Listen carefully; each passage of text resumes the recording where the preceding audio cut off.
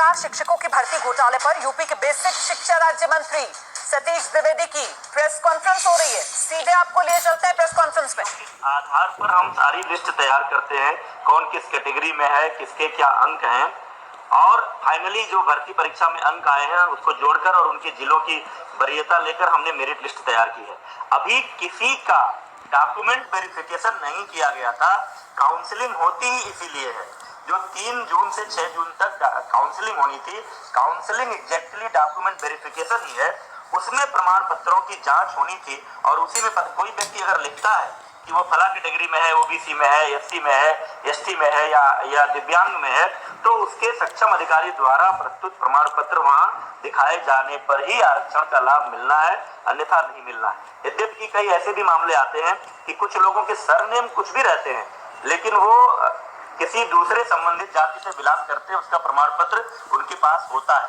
जैसे कोई गोसाई है अगर, और वो अगर तिवारी लिखता है, पाठक लिखता है, कोई टाइटल लिखता है, लेकिन मूलतः उसकी जाति अगर गोसाई दर्ज है, तो चूंकि गोसाई जाति पिछड़ी जाति में आती है तो उसको उसका लाभ मिलेगा। लेकिन ये जो भी मामला है, ये अंतिम रूप से अभ्यर्थी को लाभ तभी मिलेगा जब वो काउंसलिंग सेंटर पर उससे संबंधित प्रमाण पत्र प्रस्तुत करेंगे। इसलिए अभी किसी के लाभ मिल जाने का सवाल ही नहीं उठता है।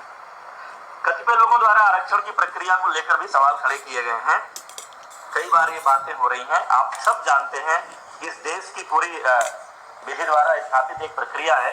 50% सीटें किसी भी भर्ती परीक्षा में अनारक्षित होती हैं।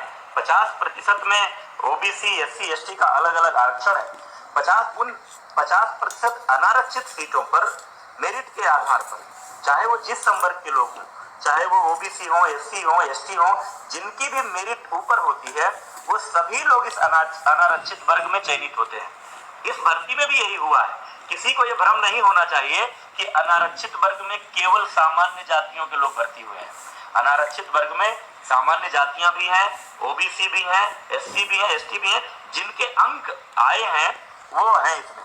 लेकिन माननीय उच्च न्यायालय का एक निर्णय था पोस्टिंग को लेकर के, जनपदों के आवंटन को लेकर के, कि भले ही कोई अपने अंकों के आधार पर ओबीसी या एससी अनारक्षित वर्ग की मेरिट में आ रहा है, तो भी जब जनपद का आवंटन होगा तो उसको उसकी कैटेगरी में मानते हुए भी वो आवंटन किया जाएगा। क्योंकि सामान्यतः एक शिकायत होती थी कि कोई आदमी अपने नंबरों के आधार पर अनारक्षित में आ गया, यहाँ नीचे है, तो इस हिसाब से जनपद आवंटन होगा तो वो अपनी वरीयता का जनपद नहीं पाएगा।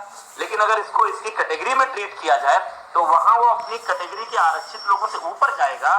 निश्चित रूप से उसकी मेरिट ऊपर है तो उसकी चॉइस को प्रायोरिटी देनी चाहिए। और ये कोई हमने नहीं तय किया है, ये माननीय उच्च न्यायालय का निर्णय है। उस निर्णय के आधार पर उत्तर प्रदेश लोक सेवा आयोग भी पदों के आवंटन में यही प्रक्रिया अपनाता है। हमने भी इसी प्रक्रिया को अपनाया है। भर्ती प्रक्रिया अंतिम चरण में थी, काउंसलिंग चल रही थी, ये मैंने बता दिया आपको। माननीय न्यायालय के स्थगन आदेश के कारण हमने काउंसलिंग रोकी है। हम डबल बेंच में अपील में गए थे, उसकी सुनवाई कल पूरी हो गई है। फैसला सुरक्षित है।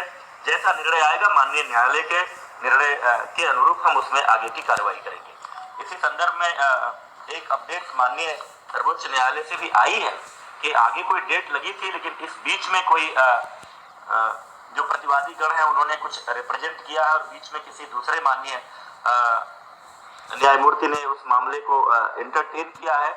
और उस आधार पर कोई एक मीडिया के माध्यम से भी आप लोगों को भी सूचना आ रही, कोई एक गाइडलाइन आ गई कि 69,000 में से 37,000 कुछ पदों को रोकते हुए शेष पर आप भर्ती करें। इसमें चूंकि हमारे विभाग का पक्ष नहीं सुना गया है वो निर्देश जारी करते समय, इसलिए हम वो मॉडिफिकेशन के लिए वहां पर अपील कर रहे हैं कि इस आदेश में संशोधन